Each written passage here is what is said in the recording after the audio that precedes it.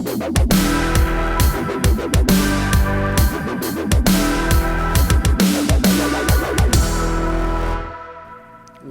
are out of here.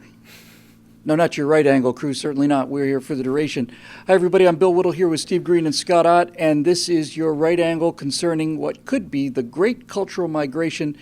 It's an idea I had at a short little mini convention just a few days ago in Hawaii, and let me lay out the general premise.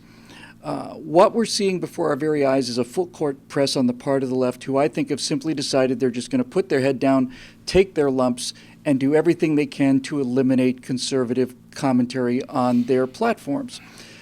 For example, Diamond and Silk, two of the most friendly, lovely, wonderful people, were pulled from Facebook completely because they were considered dangerous to the community. And they are dangerous to the community. They're dangerous to the left-wing community that runs Facebook and YouTube and all the rest of it.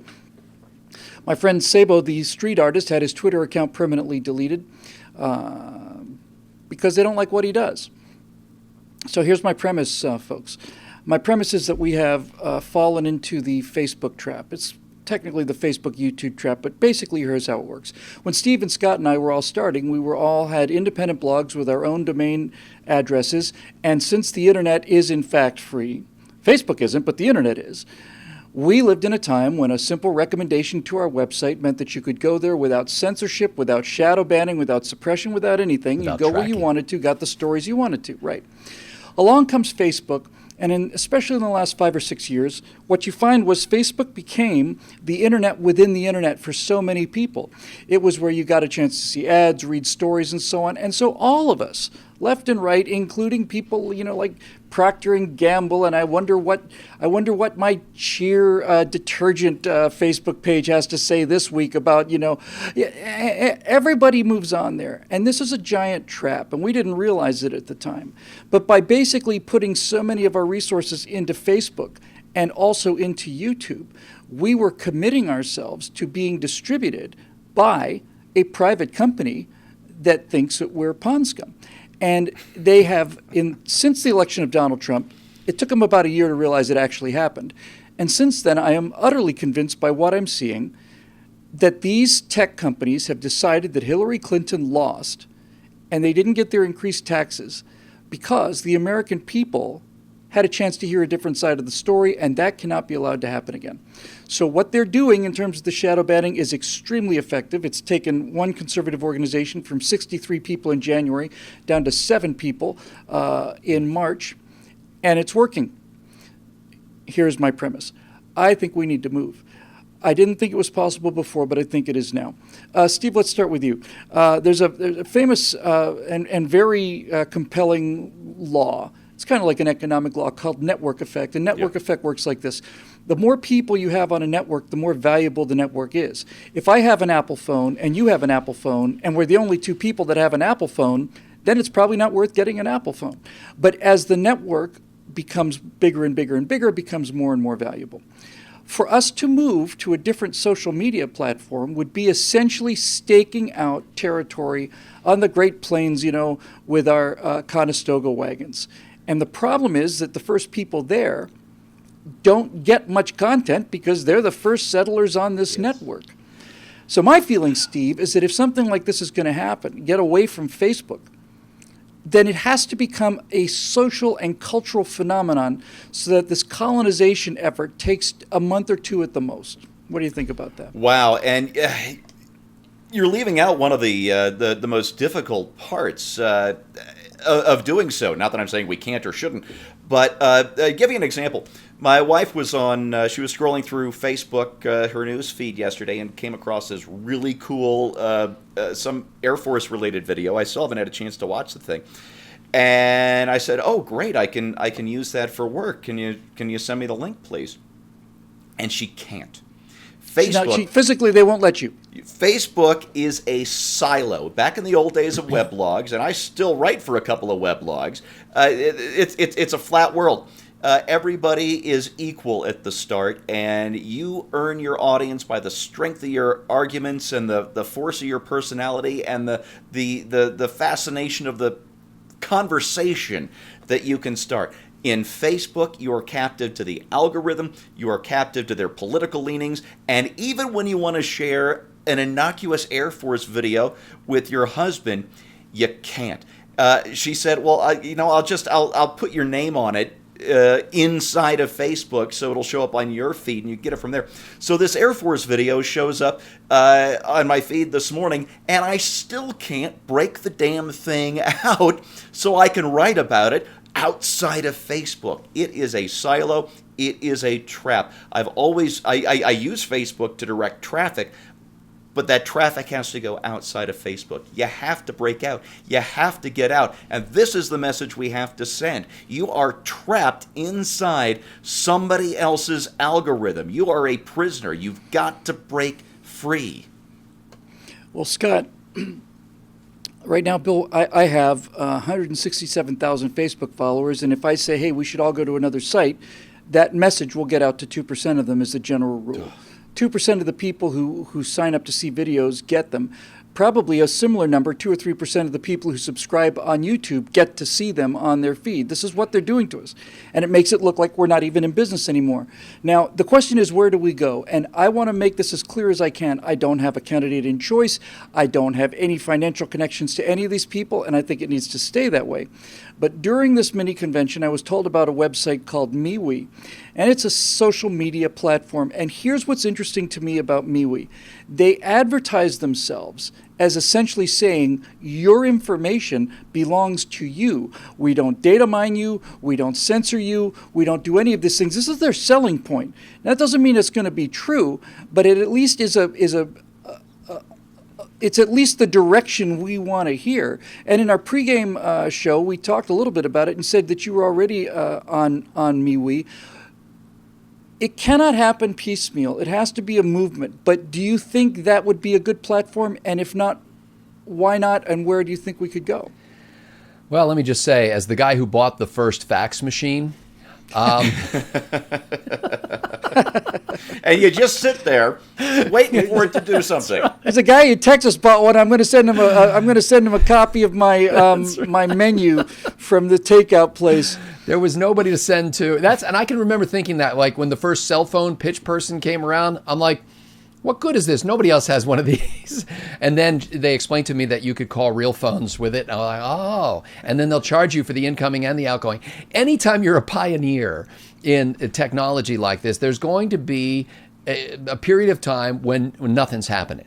And there's a fairly good chance that people are not going to make the switch. You know, a couple of months ago, it was Gab.ai was the website, and they didn't even have an app. They just had a website. And so, I went to Gab, and I immediately saw that it was just like another cesspool of people raging against each other like Twitter has become. It's all like, oh, that doesn't, I don't need more of that in my life. But I did sign up for MeWe. What I like about MeWe is it does seem like, if they're to be taken at their word, that the CEO is constantly posting screeds on there about how they're the anti-Facebook and they're not mining your data and they want you to have liberty. Kind of a civil libertarian view of things. I have joined about, I think, 8 different groups that are things I'm interested in. Like how to fix your own car and stuff like that, and posting pictures of repair jobs that you're doing and stuff. And so far, I've not engaged in any sort of political dialogue or debate with anybody on there, which is the thing I love about it. Because I think if we are going to advance as a movement of conservatism, we've got to stop being all politics all the time. We've got to stop being constantly talking points, debaters, and insulters of others who disagree with us. And we've got to start insinuating ourselves into normal life and connecting with people who have shared beliefs and ideas and things, and making friends of those people. Then eventually when they find out what we believe, they're like, oh, really? Well, Bill seems like such a nice guy. Gee, I wonder, maybe I should give that a listen. I'm actually working on a book on this very subject right now. But Bill, I think, I don't know if we can all make the move over. I think you're smart to say, hey, let's not abandon Facebook, but let's see if we can create an outpost here where there is some liberty. And let's see where it goes. Well, yes, and this is my point that I had not understood when over the many years when people say we should have a conservative Facebook, we should have a conservative Twitter. Nobody's going to be on it. It seems like such a simple thing, but often the most simple things are the ones that are the hardest to see. it occurred to me as we were talking about this over the last couple of days, that we're not asking you to give up Facebook, not yet anyway. Yeah.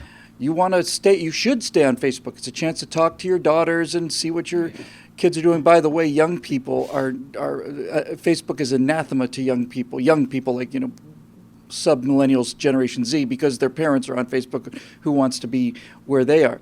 I don't have any financial interest in MeWe. I simply just signed up for it a couple days ago. But what my plan is simply to say this: as content providers, it doesn't cost us anything to put a post on MeWe in addition to Facebook, in addition to YouTube, and so on. And likewise, it doesn't cost us any extra to put a post on Vimeo or Twitch or something that's not YouTube, where they also are not censoring videos according to their political tastes. This, as I said, has to be a cross-cultural move. If there's 15 different websites that are all different candidates and we all move to 15 different websites, it's going to fall apart for the network effect. But there are two things about this that I like. First of all, when we talk about shadow banning, we talk about suppression of conservative messages, we talk about it pretty much exclusively like you don't get Dennis Prager videos, you don't get right angles or Bill Whittle firewalls or anything. But it also means that people don't get what you have to say. If you write something conservative, or you're just, hey, I think President Trump's done a great job, and you think it goes out to all of your friends, it doesn't. It's suppressed in the same way that everything else is. It's simply suppressed.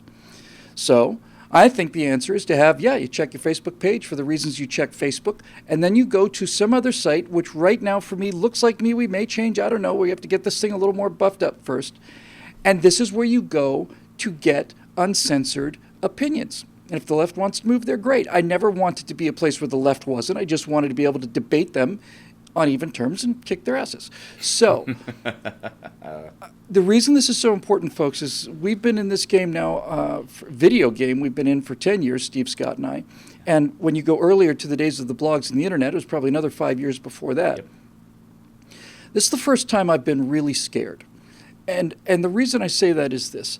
I always felt that the internet was the source of information that would conceivably allow us to outflank a cycle of history and allow common people to speak to each other without being censored by the elites. That's how all civilizations always collapse, and this to me looked like first in history way that maybe we could circumvent that. The reason I'm terrified about all of this is that if we don't make a move now, they are in fact choking off not just our income, but they're choking off our information, and they're choking off our ability to cheer each other up and to encourage each other. Alfonso Rachel, who now is putting tables together in a restaurant, one of the most powerful voices for freedom ever, basically has said, people have said to him, hey, we thought you died. Why aren't you doing any more videos? Well, he's been doing the videos. They just have been suppressing him especially, because he's so effective. So I think we could look at this kind of like the way we looked at Oklahoma, And when I first had this idea about the giant move, I'm not a super University of Oklahoma fan, but there's something to that Sooners idea, The idea that you're just whipping these horses and let's just get out there and colonize a place, and we check it for the same reason we check Facebook, to find out what is going on among people who we share common beliefs with. And we can do a bunch of other things that Scott suggested too.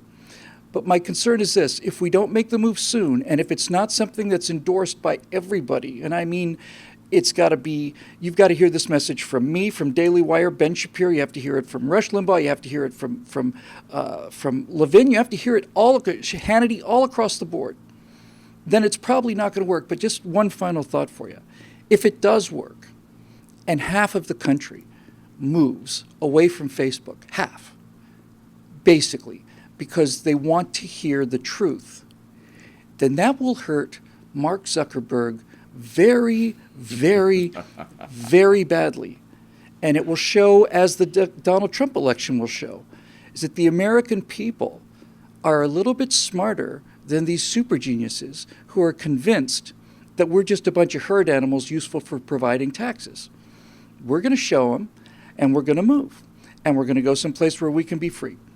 It's a digital landscape, and it's time to pull up stakes and load up the digital wagons and head out into the great western frontier. And whoever gets there first gets to put down the homestead stakes. And by God, we'd better do it while we still have the chance to talk to people enough to get them to hear the message. Thank you very much for listening to us today. For those of you who are BillWhittle.com members, many of these annual subscriptions are about to renew. And honestly, membership means we are independent of Facebook's vicissitudes. Membership means they can ban us, they can do whatever they want to, and we're still in business. I know that sometimes the content's a little spotty and sometimes we don't get as much stuff out as we like to. We try to do a show a day, and unlike Daily Wire and places with staffs of 30 or 40, it's really just 1 or 2 people here. So we're going to try to do better than that in the future, but with the support of a small number of the people who watch Right Angle regularly, we're able to stay in business and survive the worst that they can throw at us. And if you're one of those people whose memberships are about to renew and you're able to do it again, I truly say this. First of all, thank you. And secondly, we need it now more than ever. More than ever. So that'll do it for Right Angle. We'll be here next week one way or another. I'm Bill Whittle. Thanks for joining us. We'll see you soon.